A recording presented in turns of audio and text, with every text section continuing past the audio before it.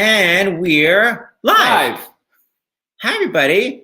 Hi, everyone. I think David made it yellow today. It's very Easter. It's a different color every day. It's yellow, and I'm pink for Easter. But by the way, it just looks a whiter shade than pale. Hi, everyone. Okay, that's what you're going to be thinking of the whole time. I'm James Wesley. This is my husband, Seth Rudetsky. Welcome to Stars in the House. This is show number, I don't even know. Oh, wow. 51. Not including the 1, 2, 3, 4 plays in the house. Oh, those don't count as our shows? Well, yes, because we can't keep them up on YouTube. So, You know what I mean? We don't want to confuse people. Oh, yeah. Every time we do a play, we do a full-length play every Wednesday and Saturday. And I always get letters after going, where is Fuddy Mears? Where is Heidi Chronicles? We can only show the play while it's happening. And even poor Kristin Petty paused it to make lunch. And then she went back to finish it. And it was just like blank screen. Oh, no. Yeah. You have to watch it live. So she's like, what happened to the end? So anyway, that's our agreement with Theater Authority, and Actors Equity has been great, and so we're abiding and respecting their rules. I was just so shocked by the respecting. Anyway, so coming up on Wednesday. True. It's not a talk show; those are actual plays. Yeah, we gotta keep up. Coming up this Wednesday, speaking of plays, Divine Sister with Charles Bush and Julie Halston. Today for Easter, NBC is rebroadcasting.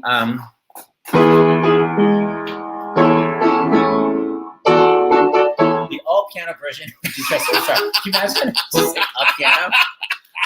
No, she's got Superstar Live with this great cast. Okay, Seth did not do. We're always asking everyone else to do turn off notifications. But by the way, if someone's calling me at this time, it means that they're not aware that I'm doing a live stream for the. By the way, it literally says "Do not disturb" and it still rang. That's weird. Seth. What was that? Anyway, so what is Stars in the House? Stars in the House is a twice daily talk show with music and education, and it's a fun talk show. It's uplifting and it's to raise money for the Actors Fund. Because he thinks that I talk too slow. Well, it's just music education. Yet again, respecting the rules. I feel we've got a lot. You know what? It's Easter. Really? Yeah, it's Passover. We're Jewish. Okay. Okay, thank you. Any to the Who. Any to the Who is right. Can you anyone tell that we've been together for 4 weeks and 3 days? Yeah, and this is the friendliest we are. These 2 hours a day. And this is so much Actually, by the way, effort. Thank goodness for these 2 shows a day so that we can... Because it separates the hostility. It's 1 hour off. Anna called it marital simmering hostility. That's what it is. That she has with her husband. Yeah, and he was cooking the entire time. Literally, as she was on the live show, he was chopping onions. You can tell that they were only a few feet away from one another. Not acknowledging. And it's just like... Can we please focus? What is the Actors Fund? What is the Actors Fund? Actors Fund is not just for actors. It's for actors, singers, musicians, backstage crew like IATSE, camera crews on TV shows, small, tiny theaters all over the country, opera. It's basically for any professional in the performing arts. Yeah. They can go to the Actors Fund for help with rent, with food, utilities, medical bills, etc. That's right. Rent. If they need tickets, go right to the Actors Fund. God, my comedy level is so low today. I just realized the J and the S is right behind us. People may think that means Jesus Superstar. We did not forget the C. That actually stands for James and Seth. And our kid Julie is the one who put that up there for set. Oh gosh, what are you going to bring? No, nothing. Set decoration, but it doesn't mean the show that we have here today. Okay, I want to talk about a little bit before we bring people on, Seth. Donations. This is, like we said, for the Actors Fund, and it's amazing. Donate right there. StarsInTheHouse.com. Yes. Yesterday, almost $7,000 was donated to the Actors Fund between Fuddy Mears and last night's amazing birthday celebration for Joel Grey.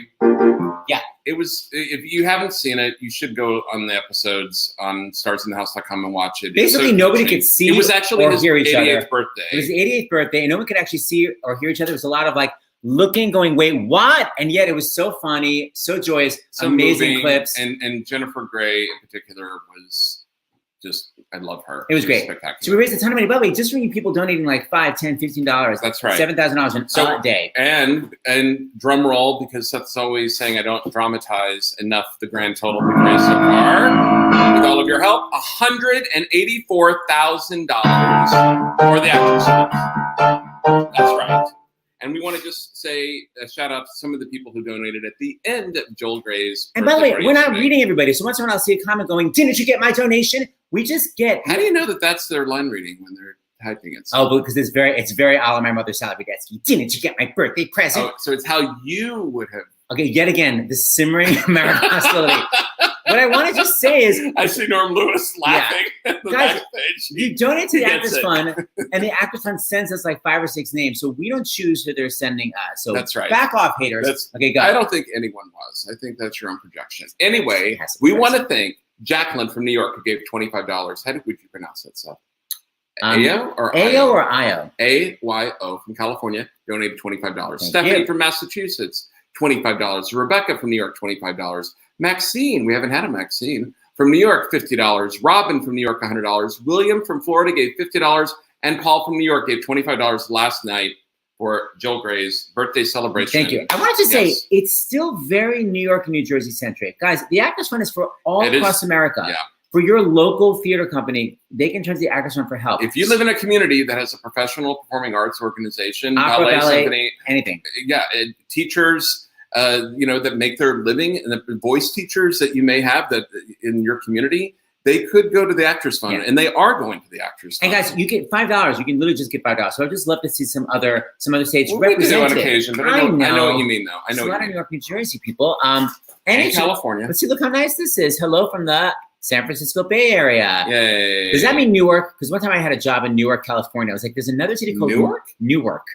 I was like, there are 2 cities named Newark? Okay. Just saying. I think we need to go to the show now. And I'm overtired and I'm stressed out. Okay, Why are you stressed? Why am I stressed? Because I was literally working out like till 5 minutes before. They took a crazy shower. Well, I think you worked out after the show. So. Yet again, simmering marriage. Because we have got to work in the Desperate Housewives show. I've already completed. I haven't checked your work. You haven't checked my work? You don't need to. You just show up at places for tonight, and I've got it. Hello from Richmond, Virginia. Okay. So take it away, Seth. Seth is, we divided our responsibilities today. Yes. So today, look, Seth did all the prep work from Quebec. This afternoon show, and I did the homework and prep work for tonight. So first, I'm going to bring everybody on. I'm going to bring everybody on for Jesus Christ Superstar. Then we're going to go into individual interviews. So first, just saying who we have here today, representing JC Superstar. We have the man who betrayed him. Well, betrayed him twice, right, or 3 times, something horrible. Hi, Jason. Hello. Oh, you denied him. Is that what it is? Yeah. That's not cool. But the man who actually betrayed him, but had some amazing high A's in the process, Brandon Victor Dixon. Hi, betrayer. Nice to see you. Hello. How is everybody? Hi, Brandon. It's all good. Then we have our pal for so many years, the fabulous bass, yet a high tenor. I don't understand how he does it. The amazing Norm Orendell. What's your weird middle name? Lewis. What's your middle name, Norm? It's Orel. I'm out. And it's Orwell. And it's actually Hebrew. It is? In that case, I love it. Or is light and L is of God. So the light. I always wanted a cool middle name. My middle name is so boring. And finally, every Broadway show should have him. Naturally, he's a Broadway gypsy, done a million shows in the chorus. The wonderful Alice Cooper. Hi, Alice. Hello. Hello. So I'm going to bring all you clowns back. I want to just show you guys this video. Andrew Lloyd Webber, of course, is having Easter dinner right now because it's like 6 hours ahead. So I did these interviews with him beforehand. So here are some of the interesting things he was talking about. First, about how I was talking to him about how the recording is. It's a gospel choir, it's a rock band, it's a symphony orchestra. Like literally, they're all on the recording. This crazy fusion, and how he never imagined it was going to be a play. Here he is in one of his many manses, or palaces, or castles. Here he is. When Tim Rice came up with the idea of writing about the last 7 days of the life of Christ, nobody thought that it could remotely work as a theatre show. I mean, it was considered to be off the scale of, beyond anything as far as certainly anybody in Britain was concerned. And of course, we didn't know anything about America then. So we had a single from it, which was the Murray Head track of Superstar, which was just a single. That's all it was, with what was the germ of Gethsemane on the other side of it, as called John 1941. Although we knew something of what we would write if anybody ever wanted us to do it, we didn't know that anybody ever produce it. But because the single was a sort of very, very small success, very small in America, but was quite big in 1 or 2 countries where you might not have thought it would be, like sort of Brazil and places like that. The record company, which was MCA in those days, said, okay, we'll put up the money for you to record it. So we had to record it as if it was kind of like a radio play with music, if you see what I mean. The whole point was is that if you were listening to it at home, you had to be able to follow the story with no sets, no costumes or anything. And so it was obviously, although dramatically very, very carefully constructed, it never was in that form conceived for the theatre. And so I suppose in many ways, one of the things which of course I was doing, coming back to your fusion question and all of that, is that I was thinking, well, this is Christmas and New Year all put together. Here am I with a budget. I'm 19 years old. I got 20 maybe I was by that time, but I got an orchestra. I got this, I got the other, and everything. So naturally, I mean, I was experimenting like you wouldn't believe. It's so fascinating to me that it was going to be a concept album, and now, 50 years later, it's still this amazing show that everybody loves. So I guess I first want to talk to Brandon. Hold on, let me try to do this image. Just maybe I can see your face a little bit more. Hey guys, hi. So, Brand, one of the things I'm obsessed with is that it was live. By the way, your face is being obscured by our overlay. Oh, wait. Even more passive aggressive. Norm, a big laugh from Norm. You know what, Norm? I don't like your attitude.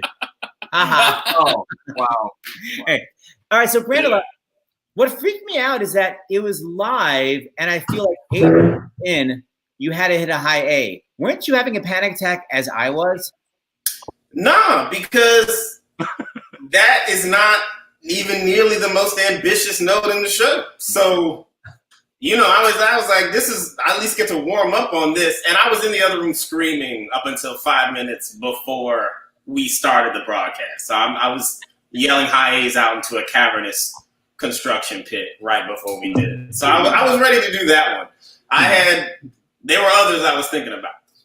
Why? What was scary for you? Wait a minute. Who's listening to me at the same time? So it's echoing. Where's the echo coming from? Hold on, I'm going to mute. Is it me? Do I need to be on headphones or something? Maybe try that. But then I won't be able to hear you. Wait, hold on. Let me see. Do I hear myself twice? So weird that you're echoing and no one else is. Regardless, what was the note you were scared of? I hit that high C in that confrontation where I got to jump off of the scaffolding and hit that C. The whole Judas's entire death is vocally treacherous. So you try and mask all of the mistakes with acting. I guess to me, it didn't seem as scary to me because they were popped out, those notes, whereas the Jesus is so sustained and you have to vibrato it. That's why I was having anxiety. But it's just an A. I was thinking about the B's and the C's that come later. Just an A. Hey, I have a clip of you doing it live somewhere else. Listen how great you sound. The myth from the man you will see, where we all soon will be. Jesus, you started to believe the things they say of you. You really do believe this talk of God is true.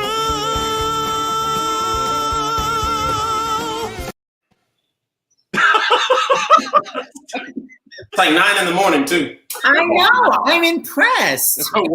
Work. That's what Mark says. So, Brandon, out of all the shows you've done, what's been sort of your the one you've been the most scared of doing? The role you've been the most scared of doing? The role I've been the most scared of doing? Yeah, like, oh my God, I'm taking on this big thing that's freaking me out. I haven't had like a role that made me feel like that. But I will say the role that I had the most challenge with was my first professional role. This was Simba in The Lion King. That was when A's used to scare the hell out of me because all Simba does is scream A's that whole show. How about No, but as Simba, the notes aren't as scary to me as the lack of love handles. Weren't you scared about having to have the shirt off constantly? So exactly, you're right. The fear was both physical fear. I had confidence in my body, but I don't understand why the A's in Lion King don't freak you out, but the A's in Jesus Christ Superstar do. I don't. Because it's Jesus Superstar, it's like, hi, my name is Jesus. Like 1 second later, when you enter the stage, you're hitting an A. Simba, I feel you get to ease into it. Ease. No, you swing on a vine and you start singing A's. Hakuna Matata, Hakuna Matata. You start right there. And then when you're in Endless Night, it's I know, yes, I know. And you just live there. You stay there. And if you make any mistakes, that's when you first enter the stage. So if you crack or you do anything, you've got 45 minutes. Your whole show comes after that. Okay, when I played Simba, I don't remember being scared. But I'm like a method actor. Oh, God. So Brandon, Terrified. I don't know if you've seen my deconstruction of Heaven on Their Minds, but I wanted to show you a clip of it, not yours. I found this version of Jesus Christ Superstar. I don't know if it's a Dutch cast. I don't know what language they speak originally, but it's not English. And no one really quite took the time to maybe teach them every word. So I'm just curious for you to listen to the bridge. I wrote down some of it. It's Lazarus, your favorite, like his father David would have Jesus with the best. So they are English words, but it's basically like on a menu where you're just going to pick whatever you want. So I just want you to enjoy this deconstruction, and maybe the next time you do the role, you can kind of incorporate these lyrics in. Here we go. Famous social had stated greater, like his father David. He had made good. They will turn and no kitchen will have Jesus with them. Sneak out cause no party. No one no laugh. So obviously I had a panic attack during the recording session, but why only one take? Was it like a crazy communist country? Like we can only do one take in this country. It's all the government will allow. Unless that was like his 20th take and like, you know what? It's the best one. Okay. Now he wasn't nervous. About that. Okay, so Brandon, I know you told me you've been writing songs lately. I would love to hear your social isolation composingness. Are you gonna play for yourself on guitar? Do you have a track? What do you got? No, I'll play a track. Yeah, it's a song I wrote not too long ago. I think it kind of encapsulates a lot of what we're going through. So I'll share a very easy listening version of it with you all. Oh, the thing is back.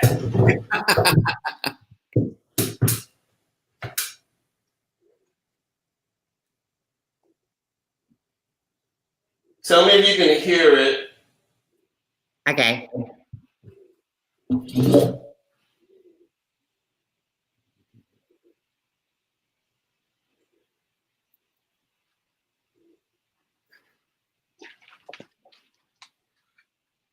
Sorry, I'm having Bluetooth issues.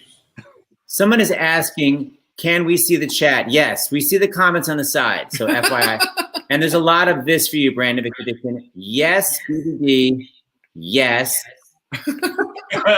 Yes. I don't get it. Yes. Just a lot of yes. And BBD is an icon. And then just BBD. I'll take a quality basic affirmation. So just so you know, Wow. BBD. Can we hear? We good? Yeah. Yes, Queen. Maybe we'll make it alright.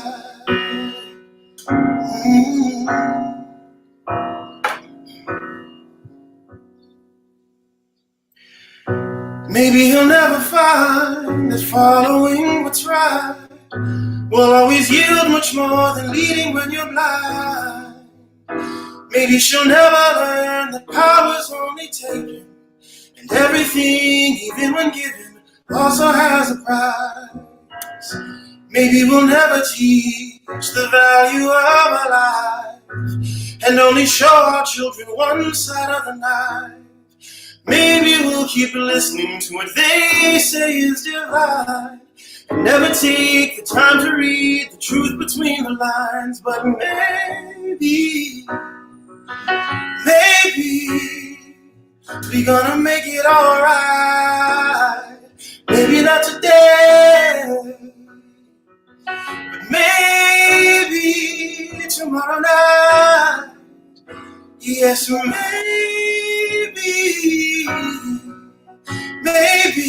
we'll close our eyes and forget about all the hurt we brought about before we came to life. Maybe he'll never find the words to make it right. Maybe she'll never learn that there should be a higher price. It just might be too late to try, but maybe we'll make it alright. Maybe we'll never see who they could truly be. Maybe you'll keep ignoring your inflexibility. We might just keep living the lie, but maybe we'll make it alright. Yes, maybe we're gonna make it alright. Conjure away some in the mind. Yes, maybe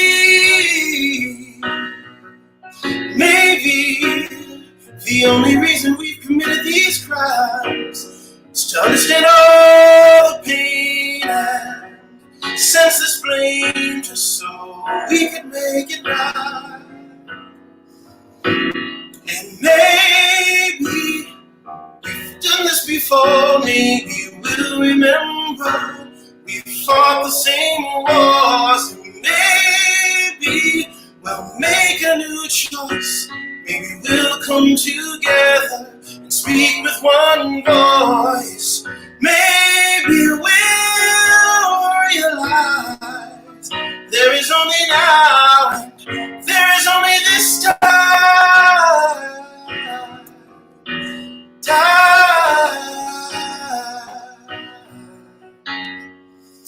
Yes, maybe we gonna make it alright. Maybe not today, maybe tomorrow night. Yeah, we'll conjure away, we'll summon the mind, we'll compromise and sacrifice to make it right. Hey,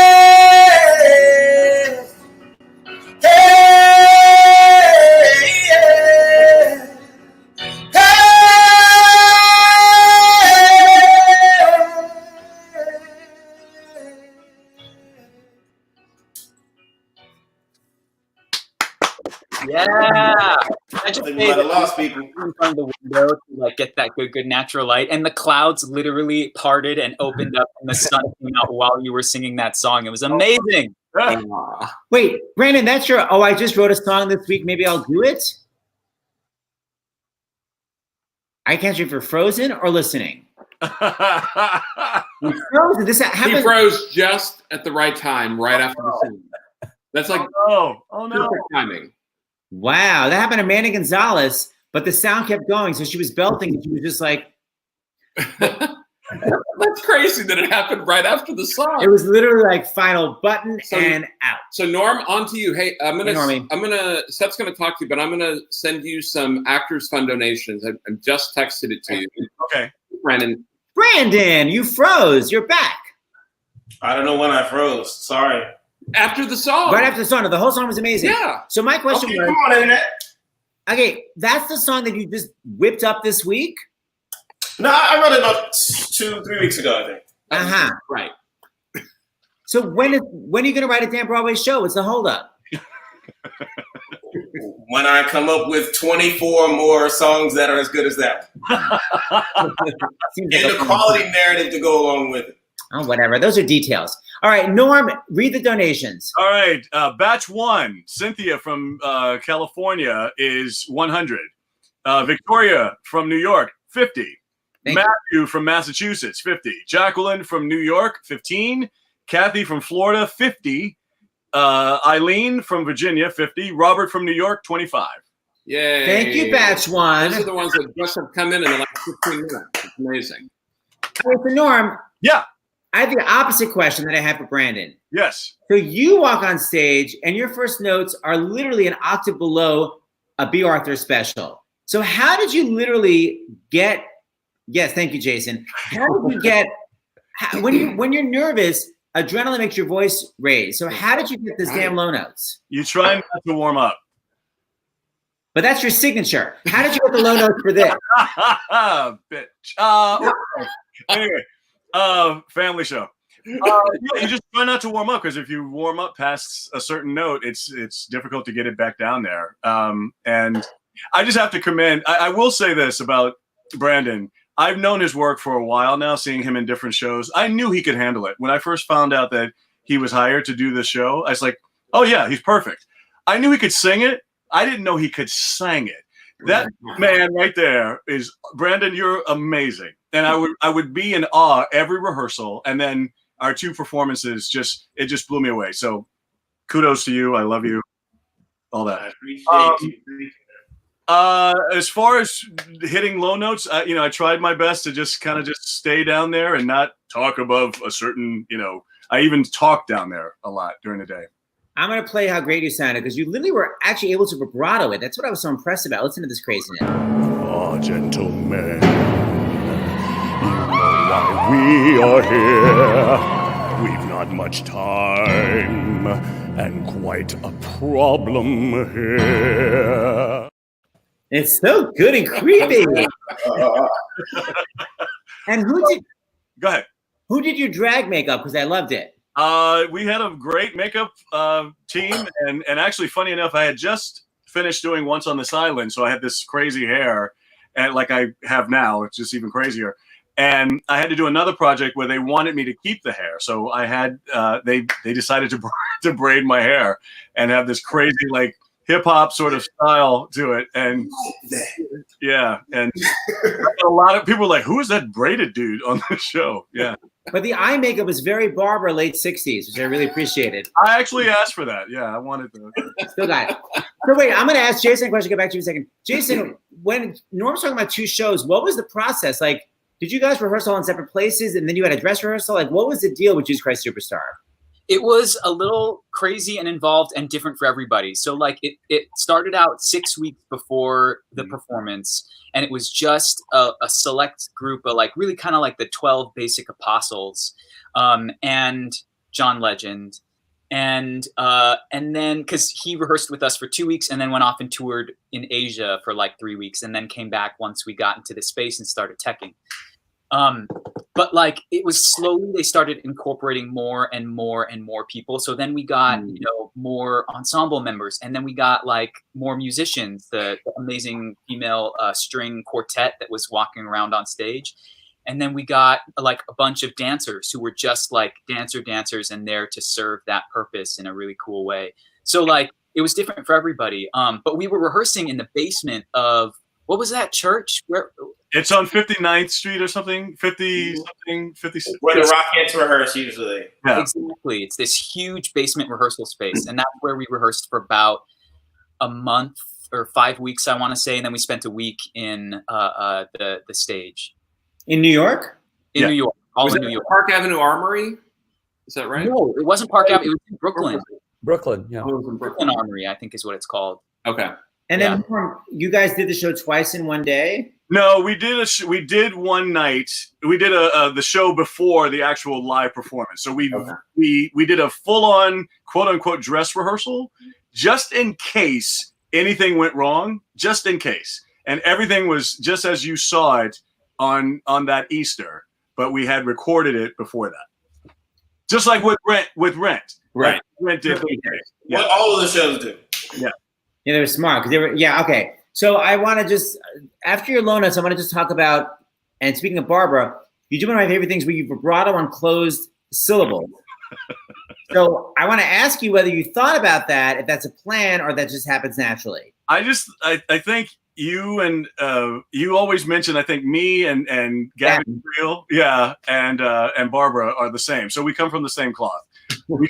That's just what we do. Okay, I want you because you go which the Romans would bend our elimination because of our men. It's like it's an and, but it's men. Here, I'm obsessed. Listen. I see bad things arising, the crowd running king, which the Romans would ban. I see blood and destruction, our elimination because of one man. That is your thing. Yeah. So good. Me and Gavin probably studied with the same teacher. Who knows? And Barbara. Okay, it's crazy. I'm gonna come back to you. Ryan, I'm gonna come back to you. I want to talk about ALW for a second. So I was talking to Angela Weber because I think a lot of people think all of his music is like nighttime, like very kind of pretty romantic songs. Like people do not give him credit that at 20 years old he wrote this crazy ass score, which is so bad. I was trying to count the overture. Listen, it goes 1, 2, 3, 4, 5, 1, 2, 3, 4, 5, 1, 2, 3, 4, 5, 1, 2, 1, 2, 3, 4, 5, 6. It's crazy. Yeah. I don't think anyone realized he was 20 years old. It's so unbelievably advanced. So I talked to him about that and praised him. Okay, I think the first clip is this. Here we go. The last section of Superstar is, of course, I mean, by definition, because of the story that it's telling, fairly harrowing. And no, not that. This. Hold on. When you haven't got anything visual, you have to think, how do I keep anybody, interested for 100 minutes? And that's part of that. Well, I suppose that is the joy of writing through composing. You were writing that you felt it was really important to have these meter changes, like the everything's all right, and also that. Yes, but you got 5/4 and 7/4 there. Why did you think it was important to have the 5/4 and the 7/4? Well, but if you can imagine those words say if it was 4/4 and say 4/4 time in both cases, can you imagine how boring? Da da da da da da da da da 1 ba ba da da da 2 3 4 1 2 3 4 1 2 3 4. But once you get da da da da da da da da ba ba da ba da ba ba bum, you've got a forward motion. You've got the people in the temple saying, so leading to one of the moments that I always think is one of the best entrances that I've ever been able to do, which is Jesus arriving with the big rock chords. I mean, that is something that I still love when I hear it done properly. But you have to have that football. You see, again, 5/4. Try not to get worried. Try not to turn on to. It's got a lilt that says everything's all right. Yes, everything's fine. And I think that's very important. So many musicals when one goes today, one hears this sort of endless 4/4 time, and you wish, please go into another time signature, please. Even if it's just 3/4 or 6/8. Even if it's 3/4. Oh wait, doesn't it look like it was an interview with Angela Weber and then I just shoved my face in like 2 years later? Yeah, it's just like asking a question. It really was the two of us talking, but it's so fake looking. Okay, wait. So Norm, just for 2 seconds, just for the people that are watching right now that I feel have a lot of talent and they're maybe in other jobs. Can you just talk about how you were in another job for a while?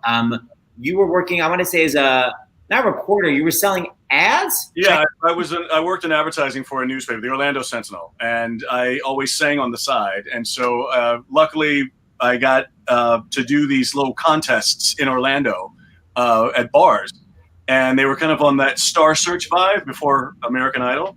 And I won some, I lost some, but one important one that I won, there was a guy that was in the audience who was a judge for the contest, and he was a producer for a cruise ship. So he asked if I would join his cruise, and I joined his cruise, and the rest is history, 30 some odd years later. Mm-hmm. But if I hadn't happened, here I am on a panel with Alice Cooper, Victor Dixon, and Jason Tam.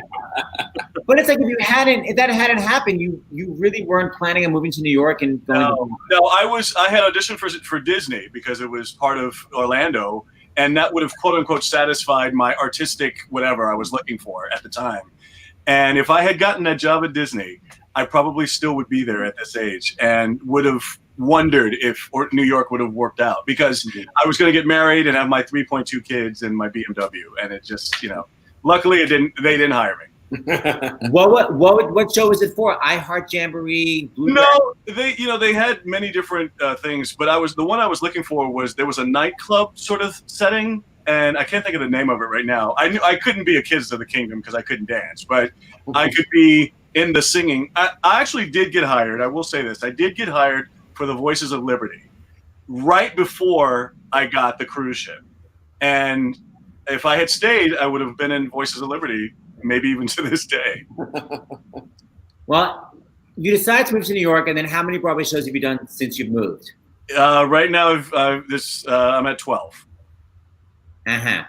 Well, listen, I've been very blessed. I've been very, very blessed. And, you're very talented. And the other thing I just need to show people before I move on to Alice is, let me just make sure I know what this clip is. I think it's, where was Norm before? Hold on, I have to find it. I think, is this? While you're finding that, yeah, you gave me my first gig when I first moved here, which was an Andrew Lloyd Webber show. It was Joseph and the Amazing Technicolor Dreamcoat. Oh, if I may. So Norm, I knew Norm had a great voice, but I was also 22. So the combination of me loving his voice and having no taste. So his solo was supposed to be, there I was standing in front of a vine. I put some grapes and I crushed them to wine. I gave them to Pharaoh who drank from my cup. I tried to interpret, but I had to give up. And I was like, Norm, we got to show your sass. Norm, do you please recreate the version of the solo? Is that the right key? Oh, yeah. All right. I don't listen. I'll take it down a sec. I didn't warm up. You ready? Yeah. Give me a note. I'll take it down a step. I'm too nervous. There I was standing in front of the vine. There I was standing in front of the vine. I picked some grapes and I crushed them to wine. Gave them to Pharaoh who drank from my cup. I tried to interpret, but I had to give up. Yes. Alice, this is what my life is, buddy. This is what my life is. It was a non-equity Jennifer Holiday. Okay, so I want to make sure the right clip. I think this is you. Yeah. All right. So Norm had to begin Jesus Christ Superstar, which by the way is on tonight on NBC, with crazy low Fs. And then when I knew him, he was a baritone that maybe had a solid F in him, a la Brandon being scared of A's. But then his first album came out, and he suddenly was hitting a C. So where was the transition from I'm a bass to I'll just do a C? I just kind of went for it. I also go for a high C. It doesn't sound like the same results. So I just want people to hear. Do you remember he's the bass in Jesus Christ Superstar, and yet he hits this damn note. Out of my way. We have to prepare it again. Because why don't you prepare? Out of my way. Get ready for the high C coming up. I just want you to prepare for it. Okay, it's right after that. Here we go. They're spelling Norm. Out of my way. I'm here to stay. King of. That was a C.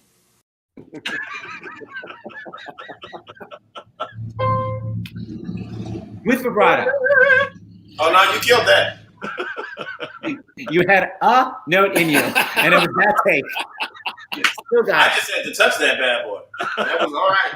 I mean, come on. All right, so Alice Cooper, people do not expect you to be doing musical theater. And yet I know, don't you listen to the Broadway channel on SiriusXM? I surprised you that time I came into the studio. Remember? Well, the snake surprised me, but you surprised me even more. Yes, dear. You know, my show has always been a Broadway show. It's been rock and Broadway, vaudeville mostly. You know, I just took from vaudeville, West Side Story, a little bit of horror, a lot of Rolling Stones, and we mixed it all together, and it became a strange vaudeville. But it was always extremely theatrical. Welcome to My Nightmare. Those were not rock dancers. Those were Broadway dancers. In fact, you know, I mean, it was one of those things where we thought in terms of Broadway, not in terms of rock. Musically, it was hard rock. It was always going to be that. We weren't going to water that down. But visually, I wanted it to come to a life. Most kids had never heard of West Side Story. You know, if you went, when you're a jet all the way, the kids would go, what is that? Well, I figured I'd educate them to what that was. Was that the most influential musical to you as a kid, or were there others also? No, absolutely. That was the one that really affected us. In fact, we did a song called Gutter Cats versus the Jets on the School's Out album. And it was one of our songs, and we inserted the entire fight scene with switchblades on stage. There was real blood on stage back then because, you know, I mean, our theater was a little bit more dangerous. And then what happened? You got a phone call one day. Hello, this is Andrew Lloyd Webber. Cool, blimey. And he just asked you to be in it? Well, I had done the re-recording with Tim Rice. Tim and I were friends from a long time ago, and he says, "Would you like to do Herod?" And I thought, sure, I could do Herod. Don't ask me to do anything as rangy as these guys, but give me that one in the middle, and I can make him sound pretty arrogant. You know, I always thought Herod should be a very arrogant, condescending rock star. You know, this was not about Jesus. This was about him. 100%. Did you base that on any arrogant rock star you knew? No, but Alan Rickman. Oh, I thought Alan Rickman was this condescending, you know. yes. Firm. You know, he had this natural thing where he looked down upon you at all times. And I said, well, that's who Herod should be. Herod should be a mixture of Alice and Alan Rickman. So when he walked out and he looked at Jesus, he goes, Jesus. You know, with a little bit disdain. Is this the first musical, like legitimate musical you've ever actually been in? When I was 17, I did Bye Bye Birdie I was one of the birdies with Jan Murray in a local theater in Arizona, in the theater in the Round. First time ever on stage. And right then was when I got totally infected by it. And I said, this has got to be part of rock and roll. Rock and roll needs to go theatrical, you know, and, you know, you crawl out on that limb in rock and roll, and either you're going to be the biggest idiot on the planet or you're going to be a genius. If you make it work, then people go, oh, I get it, you know. Yeah, because you had the idea, but you were able to actually format it on stage. Like, who were the people that were formatting your idea of who you were and the kind of shows you did? Like, who was helping you do that? Well, you know, pretty much it was myself and my wife, Cheryl, who was, she was with Joffrey Ballet. She was with Hubbard Street. She was classically trained, everything like that. Shep Gordon, my manager, was very much, we both had a couple of things in common. Hell's a Poppin'. Hell's a Poppin' was something we both really looked at and said, that's brilliant. That needs to be in rock and roll also. The absurdity of it. I think Jerry Lewis tried to do it on Broadway and it never worked. Yeah, and it was a big bomb. Wow. Yeah, but the movie was spectacular. It was so ridiculous. Bring that to rock and roll, because rock and roll was a bit too serious. I thought rock and roll needed to be a little bit more ridiculous, you know, angry, but still ridiculous. Alice, early on, because of your approach to it theatrically, did you get any pushback from concert promoters or anyone like that? Oh, everybody hated it. Yeah. Everybody absolutely hated it, because when they saw it, they didn't know what to think of it. First of all, here's this guy named Alice Cooper with a snake and, you know, makeup on. And the whole idea was to irritate every parent in America, you know, because every kid was going to love this character because he was, you know, he was everything that they wanted in a rock star. Rock and roll they had all these heroes. They had no villain. There were all these Peter Pans and no Captain Hook. And I went, I will gladly be Captain Hook, you know, but he's got to have a sense of humor, and he's got to bring the songs. The songs have got to be there. So without a hit record, you had like 14 top 40 records. That was unusual for a band that was so theatrical. Wow. I want to just talk about your song for a second. Here's Sir Lloyd Webber talking about why your song happened. It's a lot of titles. Here we go. The last section of Superstar is, of course, I mean, by definition, because of the story that it's telling, fairly harrowing. And it occurred to me very, very early on that we had to have something that was a moment of some kind of light relief, particularly when we were hearing it on record. And that is how King Herod's song happened. Because incongruous thing of doing it almost like a kind of English musical song, it just breaks the mood, and then it sets you up for Judas's death, and then for the trial, and then for the final sequences. And I think, again, I mean, with all the shows that I've been involved with, that how you use music, I mean, put it another way, light and shade, where you plant and where you use a melody. Like, I mean, Mary Magdalene's song, I Don't Know How to Love Him, returning with Judas singing, I Don't Know How to Love Him, is again, it's not random. Tim Rice and I spent quite a long time together, working out the story. And my thinking, how do I, for people back at home listening to this for the first time, how do I keep their interest? And it worked. Here you are singing it. I think it's like with stills of the show. Here's Alice Cooper. So you are the Christ, you're the great Jesus Christ. Prove to me that you're no fool. Walk across my swimming pool. If you do that for me, then I'll let you go free. Come on, King of the Jews. Hit it, boy. Is that an outfit from your closet? I wasn't supposed to tell the cast here, but that costume was half of the budget for the entire crew, for everybody. And what it was all of his victims from different paintings that was put on cloth, and then they made the suit for me, Elvis style. So it looked really, really good on me. And at the end, of course, I said, so you're not going to miss this suit on Monday, right? They took it immediately. As soon as I finished the song, it was gone. Sitting there in my underwear going, where did the suit go? Oh, that's unfair. Alice, it seems like such a natural segue from your rock concerts to doing that role in Jesus Christ Superstar. Did it feel any different? Like, was your experience? How was your experience doing it versus your rock concerts? Well, the difference was, I was on tour at the time.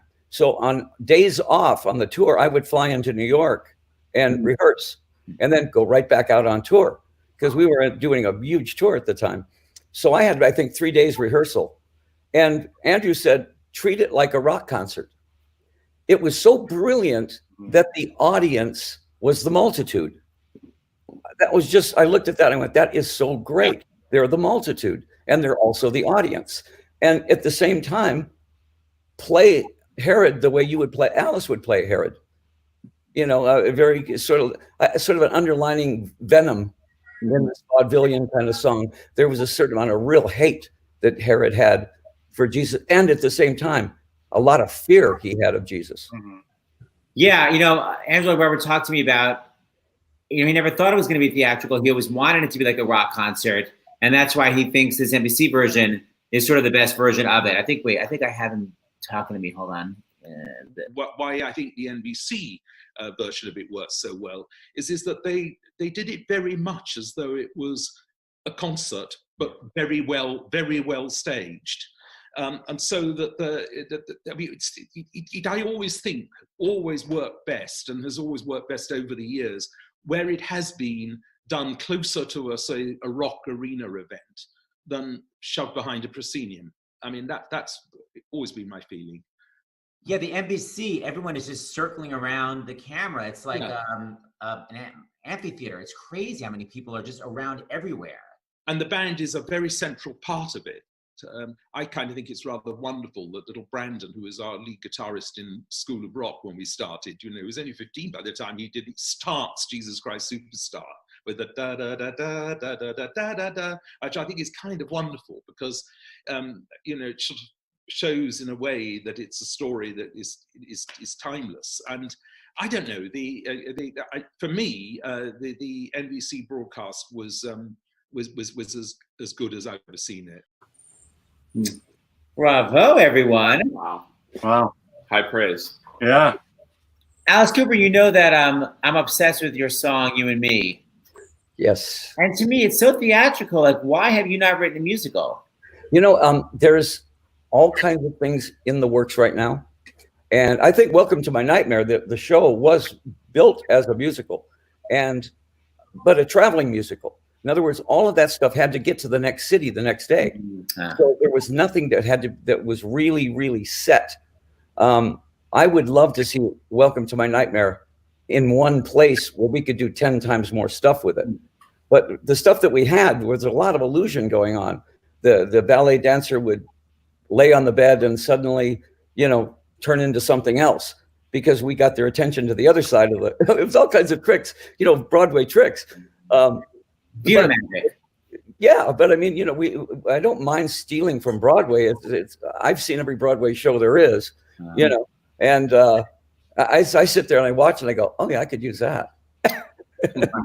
I found this one version of You and Me. I love the song so much, but I'm obsessed with it because it's with a Muppet. Was it on the Muppet Show? Yes. At the beginning, they said, will you do the Muppet Show? And I thought, I spent all this time becoming this creepy villain, and everybody hates me, and I love that. And I said, well, who did it recently? And they said, well, Christopher Lee, Vincent Price. I said, I'm in. It was the most fun thing I ever did in my life. It was a week in London working with the Muppets. Now, after 2 days, the Muppets become real. I'm rehearsing with Miss Piggy, and she goes, I said, it'd be funnier if you put your head on my shoulder during You and Me. Oh, yeah, that's a good idea. And you're literally talking to them as people because they react like people. And, you'd never look down to the guy that has his hand is up the thing. You're always talking right to the character because they react to you. Kermit will come along and say, hi, everything going okay? Yeah, Kermit, everything. It's the most fun anybody could ever have. And, and I got to admit, she did come on to me. Family show. I'm showing you. On brand. Listen how great you sound. And I just love the song. But you and me ain't no movie stars. What we are is what we are. We share a bed, some loving, and TV. And that's enough for a working man. What I am is what I am. I'll tell you, baby, you're just enough for me. Sometimes. It's so pretty. I had 4 ballad hits in a row. Only Women Bleed, that one. I Never Cry, and How You Gonna See Me Now. And it was at a time in rock where they would not. It was disco world. They would not play rock bands. They would only play our ballads. But we wrote pretty ballads. It's almost classical sounding. I just love it, man. That song, actually, Sinatra did that song at the Hollywood Bowl one night, which was like one of the greatest things. What a compliment that is. Wow. He said, you keep writing them, kid, I'll keep singing them. Wow. Holy cow. Wow. Great. Hey, Brandon, I texted you the recent donations, so try to read them without freezing. All right. Jay from Maryland, $50. Thank you. Pamela from Tennessee, $100. Christine from Florida, $50. Mark from New York, $100. Lee from Georgia, $50. Sandra from South Carolina, $100. Ooh, South Carolina. And Camille from Texas, $250. Wow, yay, Texas. Hey, we branched out from New York. I so appreciate it. All right, so Jason Tam, I want to talk to you. You, what did you do? You denied him. How many times? 3 times. Not just Not once cool. or twice. Not cool, man. I want to talk about, first of all, the Chorus Line documentary where you got cast as Paul. I remember Broadway when I saw you do a Chorus Line as Paul. It was so crazily real. We were all like, "Are we in a theater?" And it was just like, it wasn't even like opening night. You were just so brilliant in that. So, do you remember your audition for Chorus Line? I do. It was memorable because they were filming it and they were making a documentary. And so in addition to, being at the very, just having graduated school and being very, bright-eyed and bushy-tailed and green, and the nerves of auditioning for a big Broadway show that I grew up, listening to and watching.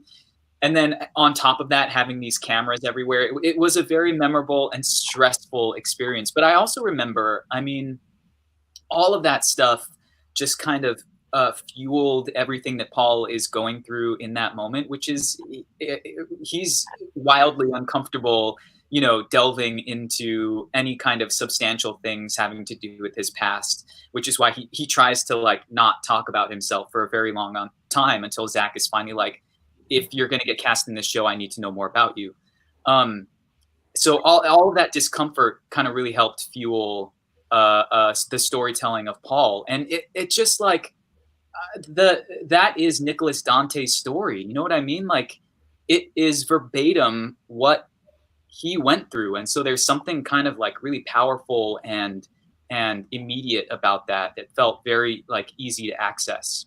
Yeah, people don't know the course line is based on a lot of interviews. Like 80% of it is just the actual interviews. So Paul's monologue is really just what Nick Lazante said about his youth, just put into a script. So it's just what he actually said. Yeah.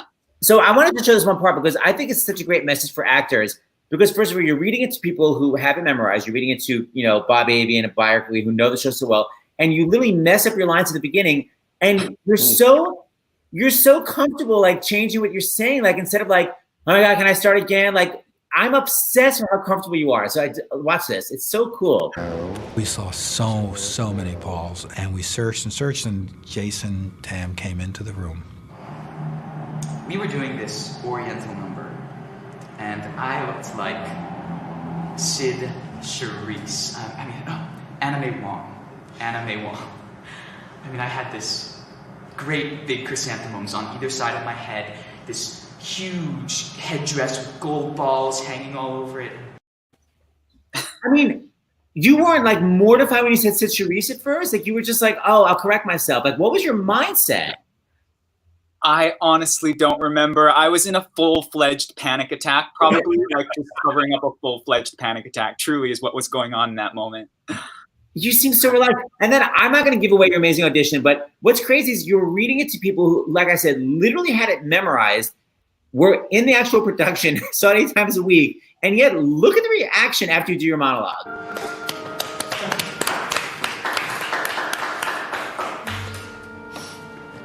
Well, you got me. Oh, for an audition, Jesus, it was excellent. Okay, wait outside. I'll talk to you.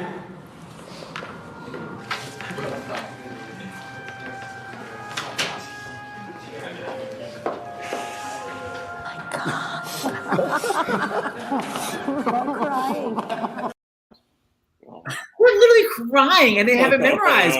I mean, how does that make you feel? It makes me feel great. I mean, that hasn't happened since, you know what I mean? Like you never get a chance to actually like really affect the people behind the table, and you never really get a chance to see what their reactions are. But to have had that happen and then have it documented, I just feel very lucky. Did he get the role? I didn't. They passed. But it made for great television. Great. They needed someone with a name. Just FYI, I don't know if you know, Jason, but I literally auditioned for that same revival. What? I didn't know that. Yes, ma'am. And, I played the piano for the show so many times, and like, I was like, you know what? So much of the dance I can really do. Like, the only thing I'm scared of is really the double pirouette and the arabesque. But like, I was like rehearsing, and I went to the call, and first of all, I'm sure you may remember this. They cut the opening combination in half. So they cut from the beginning right to the double pirouette. So it was like, yes. So I was already like, I didn't prepare for this. Okay, so already I was like, wait, what? Then you had to do it. They turned the rehearsal room around, and you had to do it towards the camera. So literally the camera is there as you're doing the scariest step in the world.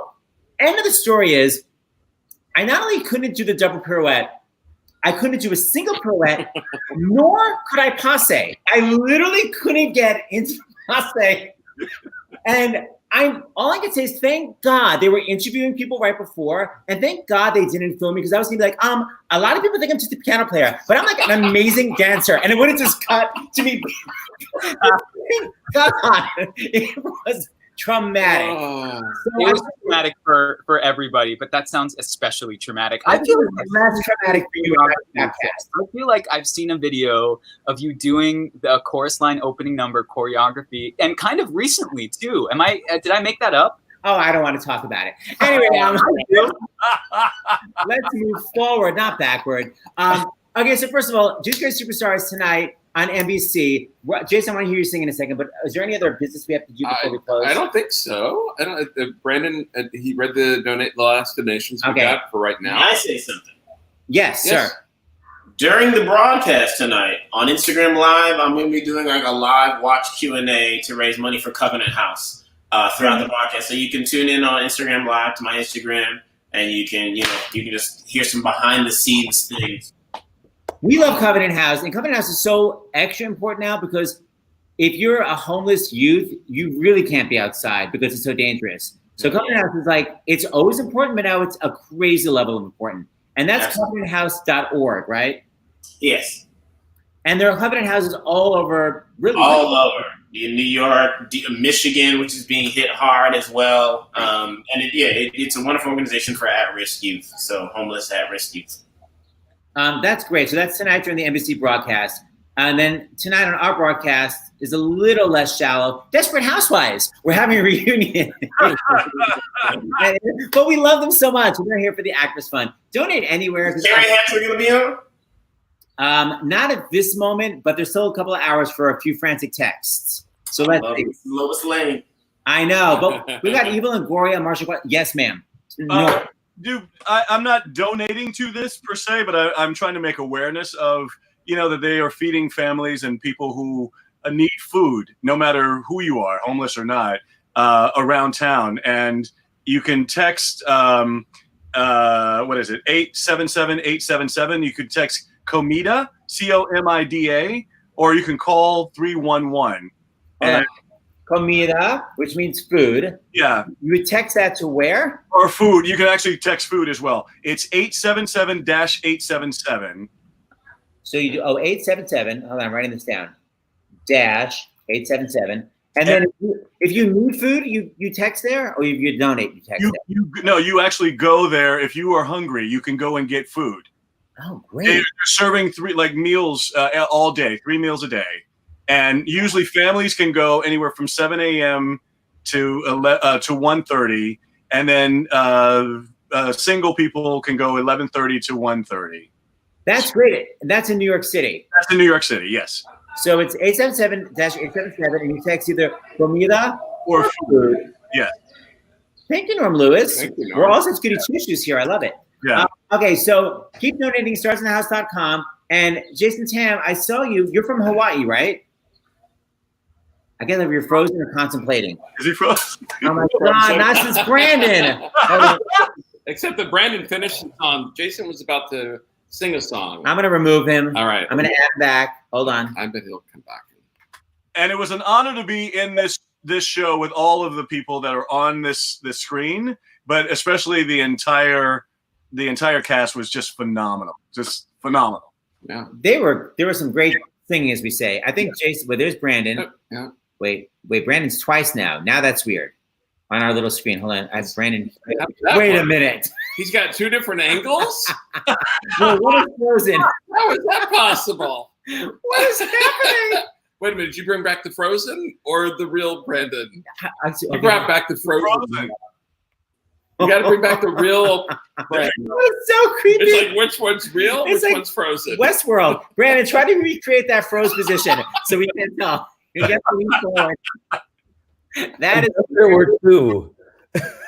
I think that Seth, that we may not have a second song. So thank goodness. Jason. Wait. Jason just texted you. Oh my God! No, his internet broke. All right. There we go. Well, we had Brandon's song. I'll do that in honor of Jason. His Paul theme from Course Hunter. Anybody? All right. He'll Well, come back and he'll sing his song. Yeah, I'll bring his ass back. We're gonna do a Course Hunter reunion. All right. Peace All out, right, everybody. everyone. See you Thank tonight, you so 8 p.m. much. See you all. You guys, superstar. Bye, Alice. Great seeing you again. Bye, Brandon. Bye. Bye, Alice. Bye, Brandon. Bye, you guys. I'm gonna play the final credits. How do I do it? I do the final credits. Where are they? They are. There we go. There we go. What is it?